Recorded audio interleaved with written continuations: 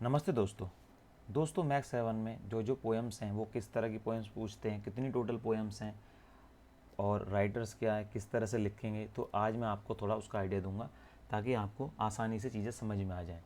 बहुत से बच्चे बार बार बोल रहे हैं कि आपने मैग 1 2 3 4 5 के बारे में आप बता देते हैं, 7 10 14 के बारे में नहीं बताते हैं। तो मैं एक्स्ट्रा ऐड कर रहा हूँ 3 सब्जेक्ट और उसके बाद मैं और भी ऐड करूँगा, जैसे 13 14 तो ऑलरेडी अभी बता ही दिया, 16 भी ऐड करूँगा, 13 और 16 को भी ऐड करूँगा, 15 को भी ऐड करूँगा। तो मैक्स जो 7 है उसमें टोटल जो पोएम्स हैं वो हैं आपकी अराउंड 35 पोएम्स हैं। यस, काफ़ी पोएम्स हैं, छोटी छोटी हैं, ज़्यादा मुश्किल नहीं है। अगर आप उस पर थोड़ा ध्यान देंगे, बच्चे ध्यान दे नहीं पाते क्योंकि कोई कनेक्शन बन ही नहीं पाता, कोई इंटरेस्ट डेवलप नहीं करा पाता, पर मैंने कोशिश कर रहा हूँ और की भी है कि आपको आसानी से चीज़ें समझ में आ जाएँ। और मैंने साइड में ये नंबर भी डाल दिए हैं ताकि आपको कन्फ्यूज़न ना हो कितनी पोएम्स हैं, कहीं गलती तो नहीं हो रही भैया से, नहीं। तो जो पहली पोएम है वो, उसको बताने से पहले हाँ मैं ये बता दूं कि जो जितनी भी ये पोएम्स हैं सारी इंग्लिश में ही लिखी गई है, लेकिन जो राइटर्स हैं वो इंडियंस हैं। ठीक है ना, आपको इसमें कन्फ्यूज़न बिल्कुल नहीं होनी चाहिए कि राइटर्स कौन है, इसलिए इसका जो सब्जेक्ट का नाम है इंडियन इंग्लिश लिटरेचर है।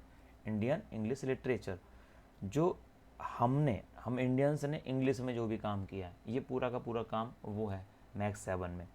तो ऑफकोर्स जो पोएम है ये भी हमने इंग्लिश में लिखी है। तो आपको हिंदी में लिखी नहीं है क्या, औरों में नहीं लिखी, तो सब में लिखी है, सब लैंग्वेज में लिखी है।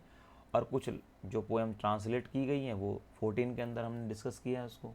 मैक 14 में वही सब मैटर है और मैक्स 7 में वो है जो इंग्लिश में ही लिखा गया है। ठीक है ना। तो इसके अंदर जो डिपेंड करते हैं राइटर कौन कौन से लिए हैं, तो इन्होंने काफ़ी सारे राइटर्स अराउंड लिए हैं कुछ, और उन राइटर्स की पोएम्स हैं, किसी की 2 हैं, किसी की 3 हैं, किसी की 4 हैं, इस तरह से अलग अलग। बच्चे पूछ रहे थे सर क्या अलग अलग राइटर्स की अलग अलग पोएम है, नहीं, राइटर अलग अलग हैं पर एक राइटर की 2 3 3 4 4 पोएम भी हैं, आप अब देखेंगे। ठीक है। और अब आप देख लीजिए अराउंड कितने राइटर ले लिए, देख लीजिए यहाँ पर 11 राइटर्स लिए गए और 35 पोएम है, तो 35 तो ऑफकोर्स एवरेज तो 3 का तो है ही, 11 या 33 तो 3 पोएम तो है ही। एनीवे, तो जो पहला ब्लॉक है उसमें हेनरी डेरोजियो जो राइटर्स हैं इंडियन, उनको लिया गया, उनकी द हार्प ऑफ इंडिया जो कि इंडियन की आज़ादी के ऊपर लिखी है, वो तो मैं अभी बता दूंगा कि कौन सी पोएम किस लिए लिखी गई है, वो डिटेल आ जाएगी धीरे धीरे। उसके बाद नेक्स्ट है my country in the day of glory past, Toru Dutt की फिर पोएम में 2, Sita the lotus are so serene free. उसके बाद अरविंदो की a tree life and death, bride of fire, the golden light. Sarojini Naidu Indian dancers, love and death, the old women. Nissim Ezekiel जो कि UGC net के तो फेवरेट ही होते हैं, पीजीटी में भी बहुत फेवरेट हैं ये writer.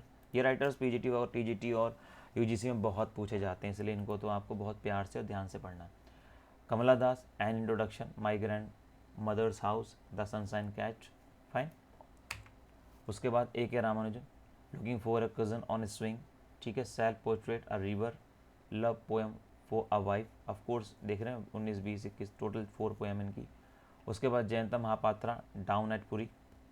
Indian summer poem, hunger, evening landscape by the river. Arun Kolatkar की the bus, the low temple, Chaitanya 10, Rajagopal. ठीक है, राजगोपाल जी की है एग्जाइल 2। जो ये एग्जाइल 2 है, बहुत से बच्चे कंफ्यूज होंगे ये 2 का क्या मतलब है। प्यारे बच्चों, भाई बहनों, ये बहुत बड़ी बड़ी पोएम्स हैं, तो उनका इन्होंने बस ये जो सेकंड जो ये कहते हैं ना उसको, तो जो इसको बोलते हैं कांटो, मतलब उनके जो काफ़ी सारे स्टैंजाज हैं, तो कांटोस के अंदर मतलब एक पैराग्राफ्स के अंदर इन्होंने बना रखे हैं स्टैंजाज। तो उसमें कहते हैं ना कि अगर कोई मूड है तो इतने जो पैराग्राफ है इस मूड के हैं, फिर दूसरे पैराग्राफ्स हैं, स्टैंजाज हैं, तो इन्होंने कुछ लिमिटेड दूसरे वाला जो कांटो बोलते हैं उसका लिया गया है, पूरी पोएम नहीं ली गई। ट्रायल के अंदर बस फर्स्ट वाला लिया है, मतलब इतनी बड़ी बड़ी हैं ये। फ्रॉम होम कमिंग के अंदर फर्स्ट वाला लिया गया है जो अपने आप में बड़ी है, वही आपको दिखा दूंगा मैं क्या क्या है। के एन दारूवाला की रोमिनेशन, रूटीन, क्रॉस ऑफ रिवर्स, ये लिए हैं। तो मैंने इसमें पूरा दिया हुआ है कि द हार्प ऑफ इंडिया की पोएम छोटी छोटी हैं, बहुत बड़ी नहीं है, जैसे ये लाइंस पूछी गई हैं, ये पूछी गई हैं। ठीक है। और ये कहाँ कहाँ से आया हुआ है, ये आया हुआ है, ये रिपीट हुआ है। ठीक है। सीता में कौन कौन सी चीज़ आई हुई है, तो इस तरीके से मैंने इसमें सारा दिया हुआ है, ये बिल्कुल आपको मिल जाएगा। और अब साथ ही सोच रहा हूँ सर लिखना किस तरीके से, इसकी क्या ट्रांसलेशन होगी या किस तरह से उसको हम चेंज करेंगे जो एक प्रॉपर पोएम का जो तरीका है, क्योंकि 4 नंबर का ये क्वेश्चन पूछा जाता है और 5 आपको करने हैं। 20 नंबर का पहला क्वेश्चन होगा 4 × 5। तो मैं आपको अभी बता देता हूँ आपको किस तरीके से लिखना है। तो ये मेरे नोट्स हैं। तो ऑफ कोर्स नोट्स अगर आपको चाहिए तो मैं बता ही चुका हूँ कि आप, मेरा ये नंबर है 4 × 9 515375, ठीक है। तो इस पर आप बात कर सकते हैं, मेरी ऐप है, ठीक है। तो ये पूरा का पूरा मैं आपको बता देता हूँ क्या है, ठीक है। तो आप नोट्स के लिए, वीडियोज़ के लिए जो नोट्स वीडियोज़ हैं, ऐप है मेरी KB कैंपस जो ऐप है, इस पर आप डाउनलोड कर लीजिएगा सारी चीज़ें इस पर। बहुत रीज़नेबल, बहुत रीज़नेबल रेट के अंदर है। आपको शायद 50 रुपये पर वो भी नहीं पड़े, बहुत रीज़नेबल रेट के अंदर सब्जेक्ट है। तो सारे सब्जेक्ट का एक ही वो है कोर्स, आप एक ही लीजिए, उसमें सब सब्जेक्ट आपको मिल जाएंगे। ये नहीं अलग अलग है, 1B 2B 3B 4B 5B 7 10 14 और 8 हमने अभी लिए हैं, 8 सब्जेक्ट। तो ये आप ये देखिएगा। एनीवे, तो जो पहला ब्लॉक है, ठीक है, उसको मैं हटा देता हूँ अभी। तो ये है the harp of India, my country in the day of glory past, Henry Derozio ने दिया है। और इसके अंदर मैंने बता भी दिया अभी हार्प क्या होता है। हार्प इस तरह से बजाते हैं जिसको हार्प बोलते हैं। और दूसरा जो इंडिया के ऊपर है वो बात हो रही है अबाउट पोएट हेनरी डोरेजियो, भाई उनका कौन, कब ये जन्म हुआ, कैसे हुआ, क्या वो सारा उसमें बताया हुआ है। उसके बाद थोड़ी इमेज दी है ताकि आप कनेक्ट कर पाएँ द हार्प ऑफ इंडिया। उसके बाद वही पहले जो 14 के अंदर भी हमने सेम इस तरह से दिया, उसको हिंदी में भी कन्वर्ट करने की कोशिश करी है। और उसमें ये भी बताया ये लाइन्स इंपॉर्टेंट है, ये आई हुई है। और फिर समरी दी है, छोटी सी समरी दी है, उसमें अलग अलग तरीके से बताया, चाहो तो बहुत शॉर्ट समरी भी है और डिटेलिंग भी है, ठीक है। उसके बाद प्रीवियस ईयर्स RTCs, उसके अंदर सबसे पहले आपको रेफरेंस देना है। और यहाँ पर क्योंकि ट्रांसलेशन नहीं हुई, इंग्लिश में ही है, तो आपको ये बताना ही नहीं है 14 की तरह भी ट्रांसलेट किसने की है। यहाँ पे सिंपल आपको लिखना, these line have been taken from the poem the harp of India written by the Indian English poet Henry Derozio. और अबाउट ऑथर मैंने ऑलरेडी दे दिया, वो मैंने लिखा हुआ है ऑलरेडी गिवन। तो उसमें से आप जो मेन चीज़ें वो आप ले सकते हैं। मेन क्या होती है उनका, कोई भी अच्छा काम, 2-3 काम ले लीजिए। उन्हें कोई अवार्ड मिला हो, कोई भी उनका कोई रिकॉग्निशन हो, कोई अच्छी चीज़ हो तो वो दे लीजिएगा। और date of birth, mainly date of birth और डेट ऑफ डेथ, यही सब होता है। और कौन से कहाँ पे जन्म हुआ ये मेन है, इंडिया ने कहाँ पर है, इंडिया में है तो कहाँ पर। कॉन्टेक्स्ट दे दीजिएगा, एक्सप्लेनेशन है, इतना ही रखिए क्योंकि 4 नंबर का क्वेश्चन आता है, ठीक है। 5 टोटल हमें करने होते हैं। तो ये सारा मैंने इसमें पूरा दिया है, बिल्कुल लेटेस्ट ही दिया हुआ है, ठीक है। दिसंबर 2023 में ये आया नहीं होगा तो दिसंबर लिया नहीं है, नहीं तो मैंने सारा लेटेस्ट ही लिया है इसके अंदर। इसमें ये सोचना नहीं कि सर दिसंबर का नहीं लिया, तो पूरा का पूरा इसके अंदर दिया हुआ है। My country in the day of glory past, ये सारा दिया हुआ है कि वो क्या कहना चाहते हैं क्या नहीं। और आपको मैंने वही बोल रहा हूँ कि अगर आपके पास टाइम है तो आप नोट्स बना सकते हैं, कॉपी कर सकते हैं, यहाँ से देख सकते हैं स्क्रीनशॉट लेके। और if you don't have much time तो आप ऑफ कोर्स भाई नोट्स थोड़ा सा रीजनेबल, हाँ बहुत रीजनेबल है, थोड़ा सा पैसे खर्च करने पड़ेंगे, हमने ऑलरेडी आपके लिए बनाया हुआ है। आपको सीधा पढ़ना है, हाथ से लिखना है बस प्रैक्टिस के लिए, बाकी आपको सीधा पढ़ना, आपने कुछ नहीं करना, क्या है क्या नहीं है, ये सारी मेहनत मैं कर चुका हूँ, ठीक है, मेरी टीम कर चुकी है, तो आपने कुछ नहीं करना, ठीक है। तो ये सब है, आपको बस इस तरीके से ये सारा आपको मिल जाएगा। इंपॉर्टेंट पोएम है। और इसमें थोड़ा चेंज भी हमने किया है कि कॉन्टेस्ट के अंदर आपको बहुत ज़्यादा मेहनत नहीं करनी है। इसमें कोई भी एक छोटा सा कॉन्टेस्ट मतलब अबाउट पोएम के याद कर लीजिएगा और वही आप लिख दीजिएगा अगर आपको ज़्यादा लिखने का मन नहीं है और आपको ज़्यादा नहीं लिख पा रहे हैं। एक्सप्लेनेशन के अंदर ज़रूर आपको बताना पड़ेगा कि अगर सपोज़ करो ये लाइन है, फॉर एग्जांपल ये लाइन है तो ये किस बारे में है, किस बारे में नहीं है, थोड़ा ये तो बताना पड़ेगा। बाकी हाँ कॉन्टेस्ट के अंदर आप एक ही चीज़ को लगा सकते हैं, कोई दिक्कत नहीं 4 नंबर में, कि ये जो पोएम है वो किस बारे में है, किसकी डिटेलिंग की गई है, किसने लिखी है, क्यों लिखी है, क्या बताना चाह रहा पोएट। तो ये थोड़ा सा आपको ये आपको सही रहेगा, ठीक है। और एक चीज़ और बताना चाह रहा हूँ, जब भी पोएम हो तो उसमें लिखिएगा रिटन बाय पोएट, ठीक है। मैं पहले ही बता चुका हूँ, पोएट, राइटर मत लिखिएगा, पोएट ने लिखी है, या ड्रामेटिस्ट लिखिएगा, शेक्सपियर ड्रामेटिस्ट थे, या नॉवलिस्ट लिखिएगा कि ये नॉवल जो लिखा है ये this novel is written by the novelist, right.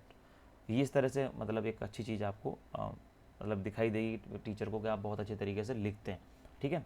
तो मैं और भी वीडियोस आपको बना के दे दूंगा, जैसे बच्चों ने जो भी फरमाइश की है, जो भी उन्होंने बोला है, जो भी दे आर आस्क्ड फॉर, को मैंने फिर वही चीज़ आपको दे रहा हूँ, ठीक है। कोई बच्चे बोल रहे हैं सर नोट्स घुसता ना मिले, आप दिखा रहे हो, तो नहीं, नोट्स सारे हैं, आप चिंता ना करें। जैसे 14 के अंदर मैंने दिखाया तो यहाँ पे सारे नोट्स आपके पास अवेलेबल हैं मेरे पास, जहाँ भी आप देखेंगे।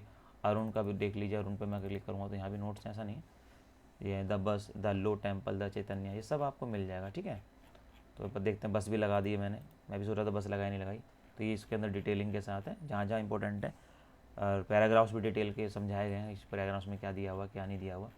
तो आपका बहुत टाइम बचेगा और आप सीधा पढ़ाई पे ध्यान देंगे, इधर उधर की चीज़ों पे आप बिल्कुल ध्यान नहीं देंगे। कलर भी किया हुआ ताकि आपको पढ़ने में आसानी हो, और थोड़े फ़ॉन्ट भी बोल्ड किए गए, ठीक है।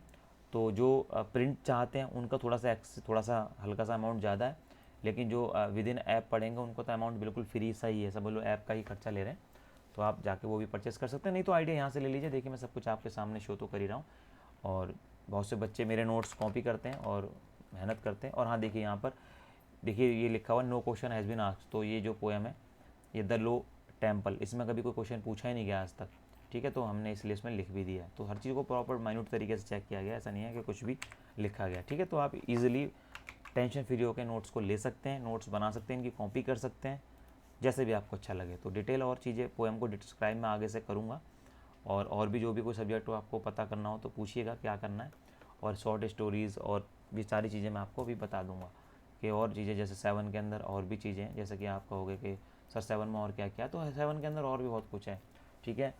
मुल्कराज आनंद का बहुत सारी चीज़ें हैं, मैं आपको सारा बता दूंगा। इसमें अनटचेबल है, कांतापुरा है, ठीक है, क्लियर लाइट ऑफ डे है, मिडनाइट चिल्ड्रंस है, बहुत अच्छे हैं, तारा है इसके अंदर, वो मैं आपको धीरे धीरे सारी चीज़ें बताऊँगा। तो आई होप कि आपको ये समझ में आया होगा और कुछ चीज़ें क्लियर हुई होंगी।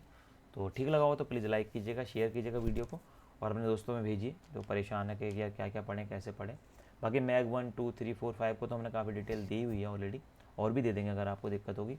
बस इनकी हमारे पास ज़्यादा मैंने वीडियो नहीं बनाई थी, क्योंकि मैं हमेशा जब भी बनाता हूँ जब चीज़ें बहुत सही तरीके से हो जाएँ। फिलहाल मेरे पास है प्रॉपर।